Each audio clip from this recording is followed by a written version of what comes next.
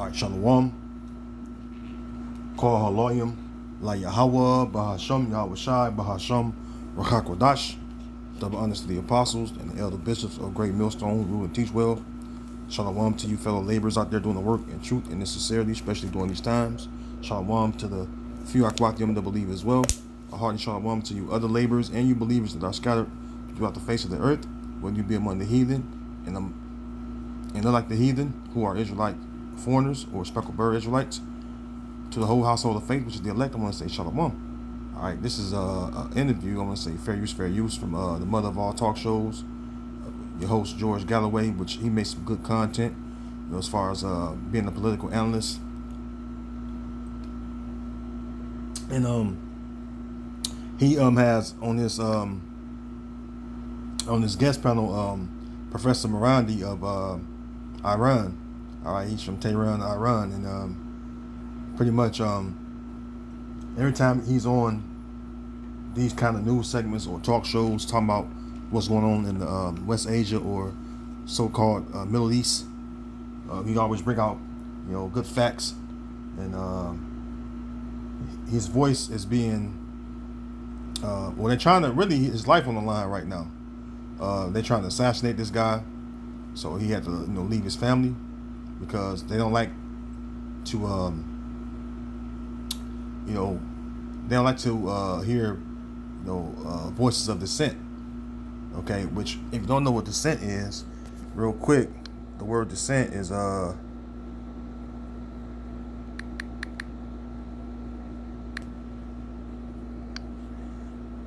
says dissent, to differ in opinion, especially to disagree with a majority opinion, right? And you're not supposed to live according to your own opinion. All right, as the scriptures tell us that for many are deceived by his own vain opinion, which I'm going to get here. All right, Sirach 3 and 24. For many are deceived by their own vain opinion, right? Because an opinion can be wrong. All right, opinion is just that. It's a guess. All right, hey, and you're sure about something or you're not sure about something. If you're not sure about something, then you say, hey, I don't know. All right, or if you're sure about something, you declare it. Okay, like the truth. All right, the truth is being declared throughout the earth.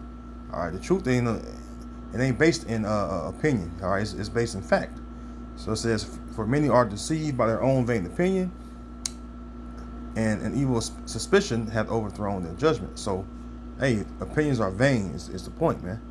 All right, but any line of dissent, they come against it. They shut it down because they want to control the narrative. The narrative, in the news media, which so long has been in the favor of these small hats. All right, now you look at the small hats. All right, they accuse everyone of being Amalek, which they're Amalek, okay? And you see how the world works surrounding these Amalekites. They're always the victim. All right, even though they're doing the aggressive acts of war, all right, and mass genocide, but hey, they're the victim, all right, and you the aggressor, according to their news media.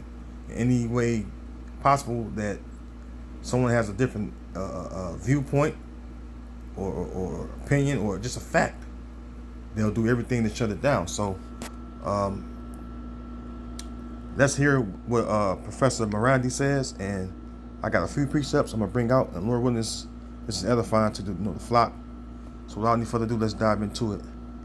Years it's been devastating to Ukraine, and after all the sacrifices that Ukraine made, and after being destroyed and wrecked, they just dump it and take their toys elsewhere, their tools elsewhere, to support this ethno-supremacist genocidal regime.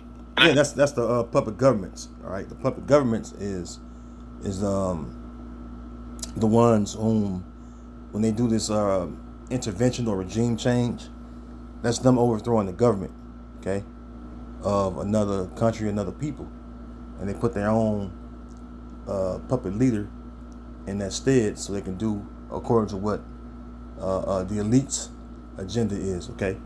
I think that's a lesson that not only that should teach the Ukrainians not to trust the West, But it should teach the rest of the world that the West doesn't care about anyone. They'll use you and then they'll throw you away when they have other priorities. But the collective West is doing everything that it can to help this regime. When the regime bombed the Iranian embassy in Damascus, France, Germany, Britain supported the bombing of the embassy.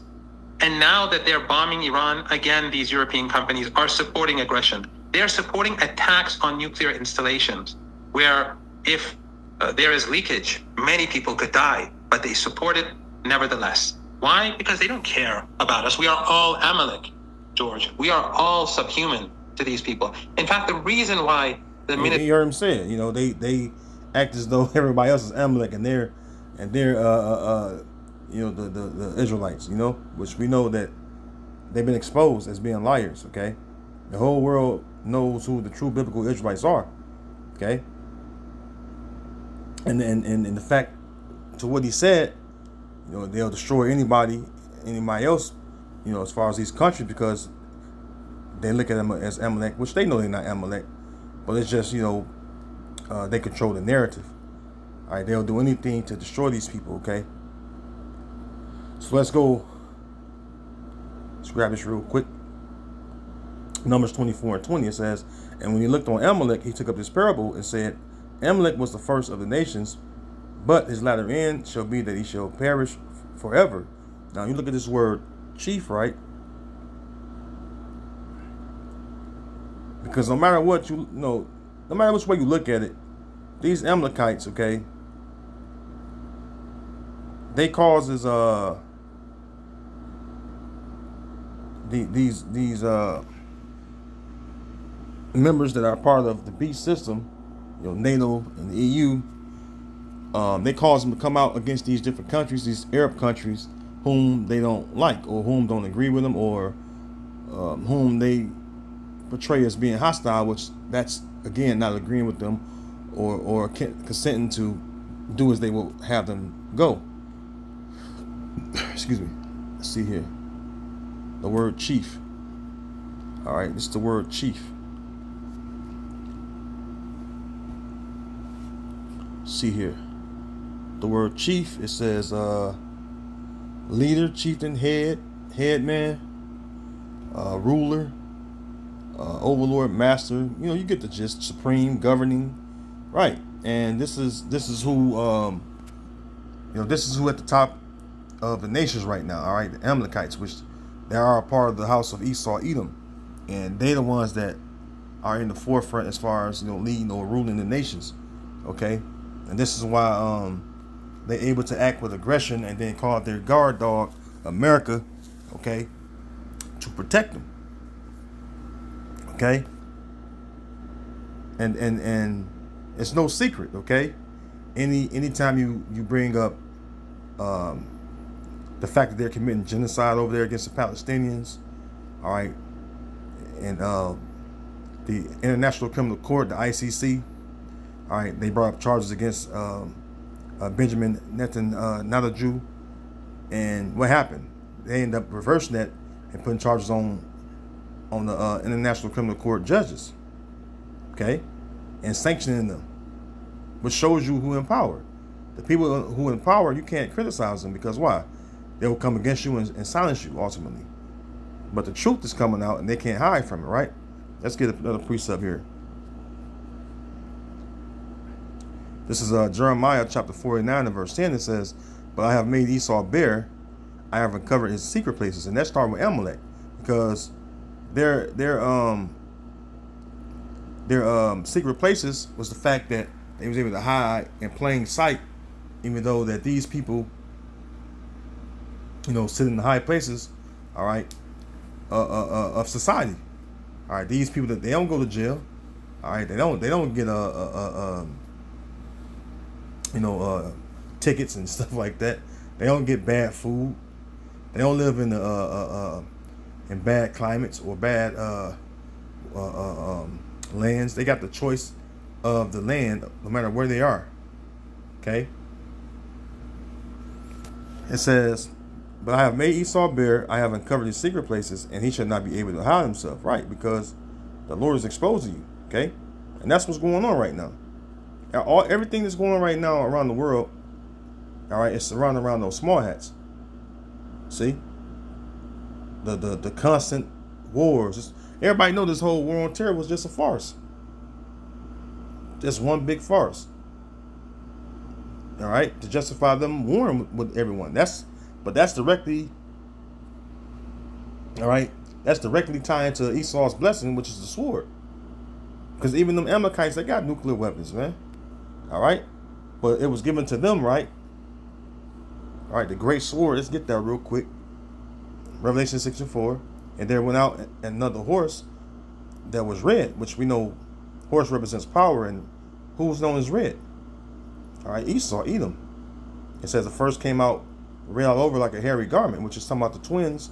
All right, fraternal twins that came from the loins of Isaac and through the womb of Rebekah. All right, which is the Edomite. All right, it says, therefore his name is called what? Edom. In Genesis 25, okay? So it's talking about the Edomites that's in power. It says, and power was given to him that sat thereon to take peace from the earth, right? And that's even linking up with Ecclesiastes. I've seen service upon horses and service upon ground. That represents what? Rulership. Okay? Because who was said that, or who was told, I'm sorry, that was born first, that they was going to serve? It would be Esau. He was the firstborn of the twins. All right, matter of fact, I'll get it real quick. It says he's going to serve first, Genesis 25. All right, in verse 23, it says, and the Lord said to her, 2 nations are in thy womb, and 2 manner of people shall be separated from thy bowels, and the one people shall be stronger than the other people, and the elder shall serve the younger. See?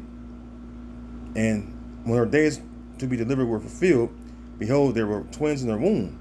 And the first came out red all over like a hairy garment, and they called his name Esau. All right, and then you read on down the chapter, they call him Edom, because Esau just means wasted is he, or he's wasted, because he lacked pigment.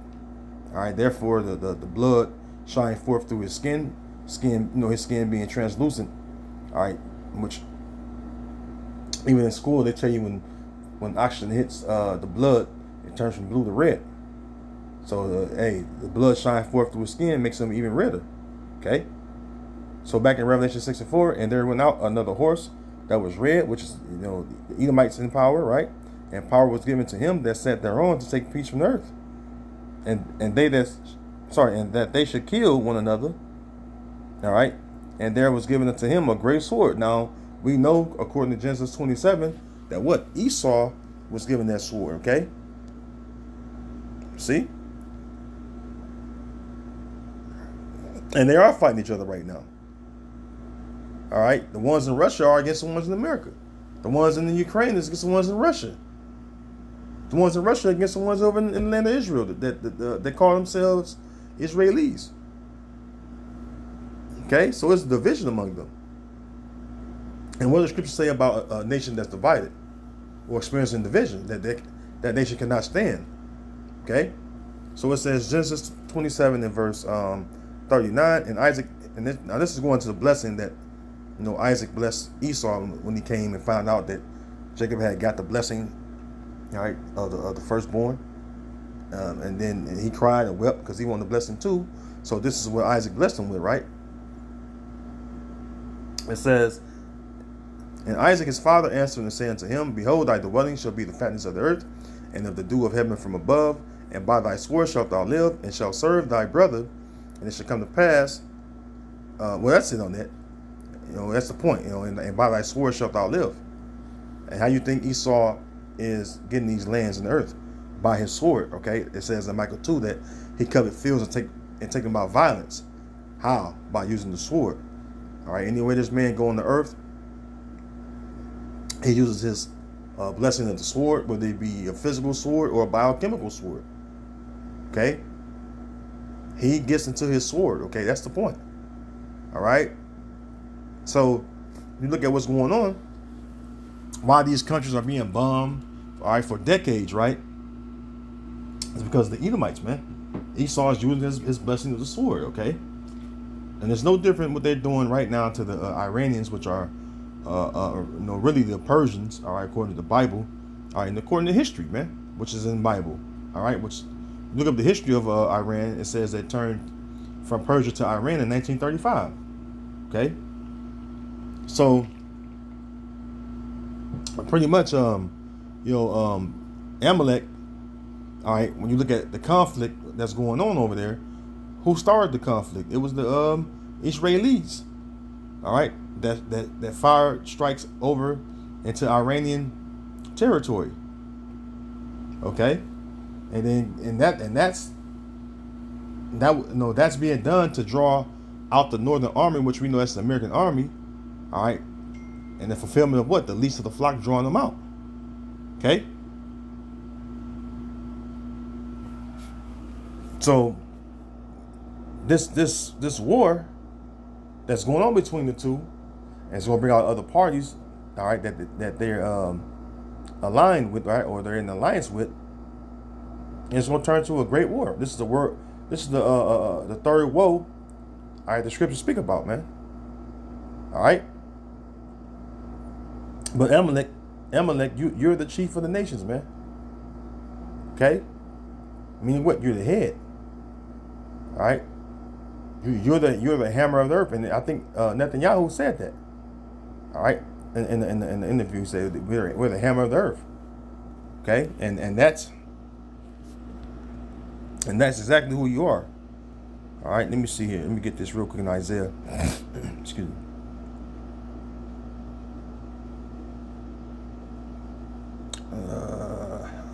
I'm in Jeremiah. This is Jeremiah 50, right? Let me see.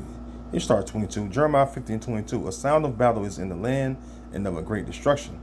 How is the hammer of the whole earth cut asunder and broken? How is Babylon become a desolation among the nations? Because what's going to happen is these Amalekites starting this war, and I just quoted, right? The least of the flock shall draw them out. All right, it even reiterates it in this same chapter.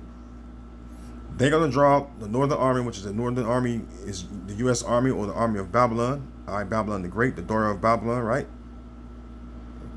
And it's going to become desolate. Okay? Matter of fact, well, I can stand this same app. Let's go and get it right.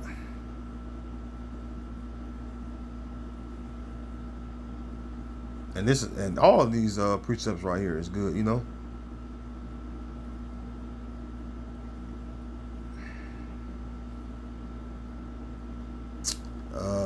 Oh man. Jeremiah 49 and 20. Therefore hear the counsel of the Lord that he had taken against Edom, and his purposes that he had purposed against the inhabitants of Teman. Surely the least of the flock shall draw them out. Surely he shall make their habitations desolate with them. And this is what's going to happen, man. The least of the flock, which is them small hats, them Amalekites, they're drawing out the Northern Army. All right, Joel 2 and 21. All right. Verse 21, the earth is moved at the noise of their fall, at the cry, the noise thereof was heard in the Red Sea. Because you look at, all right, where the valley of Jehoshaphat sits at, all right. Let me get that real quick.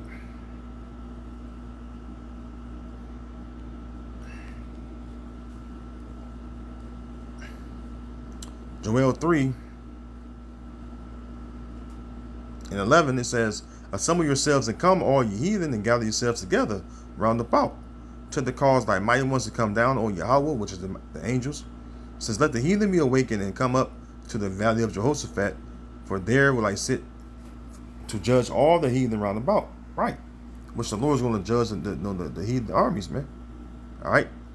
And that valley of Jehoshaphat, this is where the mountain of troops, all right, which the Lord of hosts, which that's his title, right? Yahweh of hosts, Yahweh of armies, all right.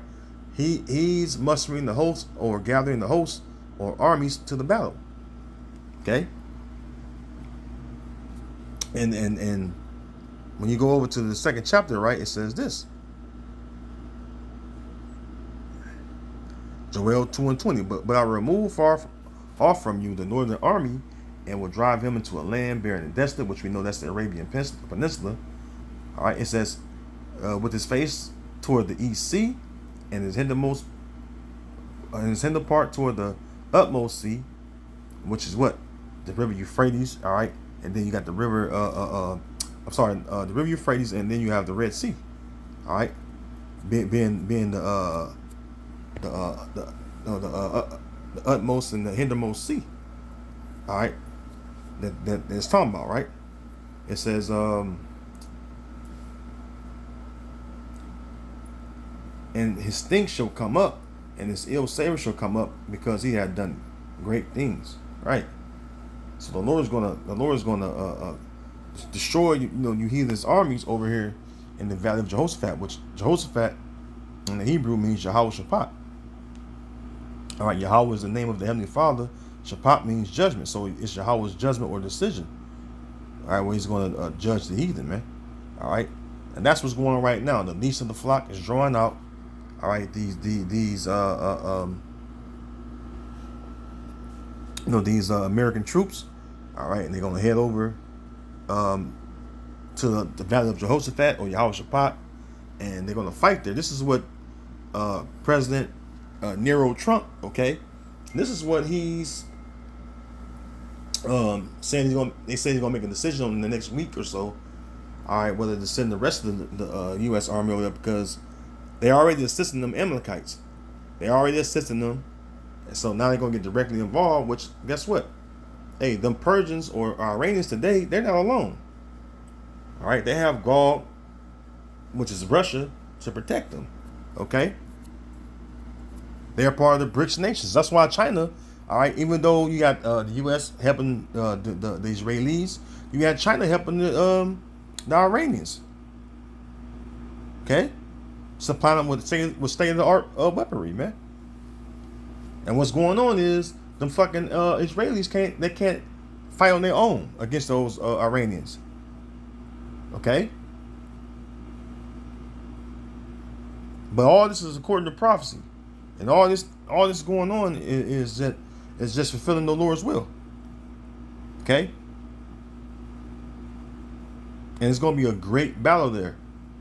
All right, a great battle, which is the Third World War. That third war I said, a moment ago, right? That's what's going on. That's what's going to take place in that region, man, in that area. Okay. So let's move from there, because what's going on right now is there's an article, right? Which I'm gonna get it real quick. It was an article that came out that the American troops were scared to go out and fight, if I ain't mistaken. Let's see if I can get it real quick. Let's close some of this stuff. Oh, that was the other day too, even. Bible shot. Let me find it real quick. Let me pause 1 second. All right, Shalom, I'm back. So here goes the video. I found it. It says, U.S. troops hate this Iran war push. Low morale exposed as sloppy military parade. Right, because at the beginning and end of the day, which I'm going to get the scripture, all right, they're showing you they're opposed to going out and fighting in this war, okay? So let's play a little clip. Fair use, by the way. None of my videos are monetized, so I don't make any money off these videos. So fair use. I'm just doing it for educational and biblical edification purposes, okay? So with that being said, fair use. Well, what do the troops think of our pending war with Iran? Are they pumped up and ready, willing to give their lives? Are they thinking this is an epic disaster? What gives with the lazy marching in the military parade this past weekend? Is that a manifestation of their low morale? Joining us now is Greg Stoker. Greg is a former United States Army Ranger with a background in special operations and human intelligence collection. He conducted 4 combat deployments to Afghanistan and is now a human rights activist and geopolitical analyst at Mint Press News, as well as the host of Colonial Outcasts on YouTube. Greg, thank you so much for being here. Welcome to the show. Thanks for having me on. It's been a crazy and going to be another crazy. So, I ain't going to play all the clip. You can watch it on your own. It's from Kim Iverson channel.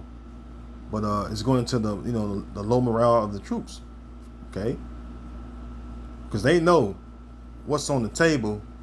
All right, they know that ultimately what's on the table is a nuclear war. That's how the earth is going to be moved at the fall of Babylon. See? And they know it. Okay, they know it. Let's go back to Jeremiah 50 and verse let me see here.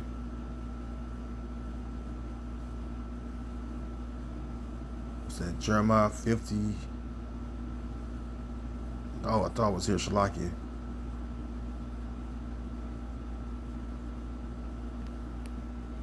I believe that was Jeremiah 50. Got a little brain buzz. Let me see. Jeremiah 51, Shalakia. Jeremiah 51 and 30. It says this. It says, the mighty men of Babylon have forborne to fight. See? They have remained in their holds because really they don't want to go out and fight in this World War III. Look at all the numerous videos. I mean, there's tons of videos on YouTube even talking about this nuclear war, how people are afraid of it. Because that's what's on the table, man. It's a nuclear conflict, not no, not no so-called conventional war or ancient style fighting the war, right? This war right here we're in right now, or it's brewing up right now, rather. It's going to be fought with what? Let's read it in Isaiah 9 and 5. For every battle of the warrior is with confused noise, and garments rolled in blood, but this shall be with burning and fuel of fire. See? Which is what? The nuclear missiles, man.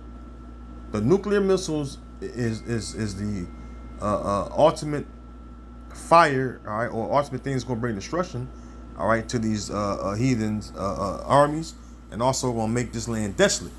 Okay, and even going to be that cleanser. It's going to be that cleansing agent. I'm sorry, that's going to cleanse the land of Israel. Okay.